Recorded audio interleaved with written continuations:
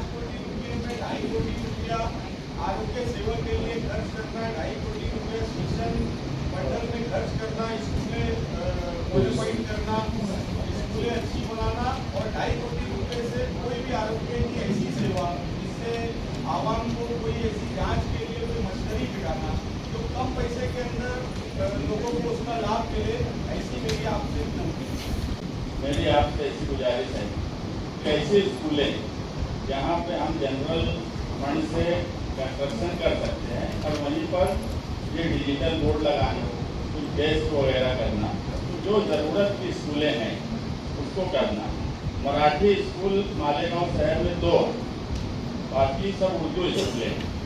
Urdu school में भी Marathi compulsory है, क्योंकि इसके बिहार में मराठी स्कूलों में करना ऐसा लिखा है।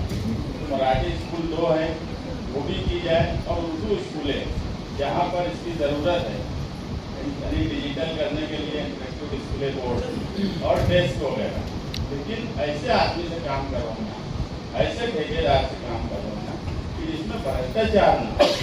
क्योंकि एक मामला आपने खुद इंक्वायरी लगाई है, हमारे आमदार साहब ने इंटरेक्टिव डिस्प्ले बोर्ड 5-5 लाख रुपये का दिया, जो कि जेम पोर्टल पर 1,19,000 की कीमत।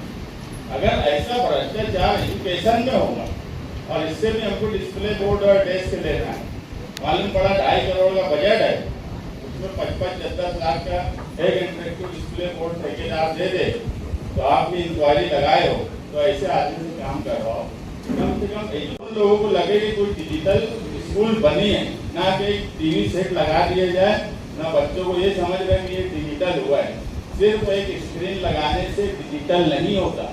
डिजिटल करने के लिए इतनी एडवांस चीज़ें वहाँ देनी चाहिए, जो कि हम अगर 10 स्कूलों में 25-25 लाख भी दिए तो वो डिजिटल स्कूलें बन जाएंगी, मानी जाएंगी। तो मेरा यही बोलना है कि 10 स्कूलों में खर्चा कीजिए, मगर उसको मुकम्मल कीजिए।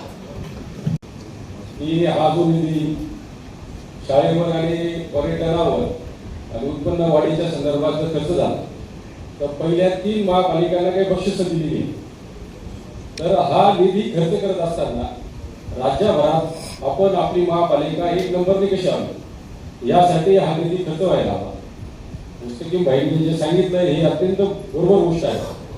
महापालिकेच्या शाळांची परिस्थिती अतिशय बिकट आहे आणि या संदर्भात मंत्री महोदयांनी एक स्वतंत्र आढावा बैठक महापालिकेच्या या सभागृहामध्ये सुद्धा घेतली आहे।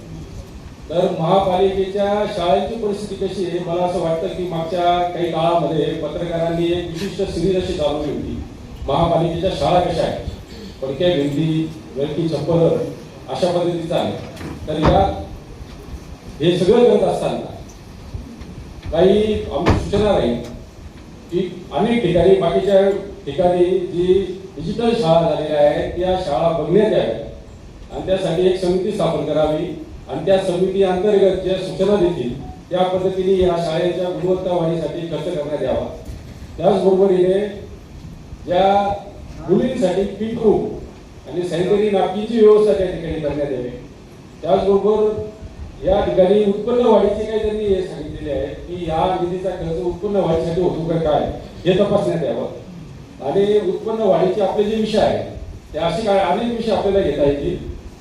आता नाशिक महापालिकेने कचऱ्यापासून गॅस, आता जी गॅसची टंचाई युद्धाच्या पार्श्वभूमीवर तर तसा काही प्रोजेक्ट ते करता आहे, तसा काही प्रोजेक्ट आपल्या मालेगावात होतो का हे सुद्धा बघणं गरजेचं आहे आणि त्यासाठी स्वतंत्र समिती त्या ठिकाणी स्थापन करण्यात यावी अशी या निमित्ताने ही विनंती आहे।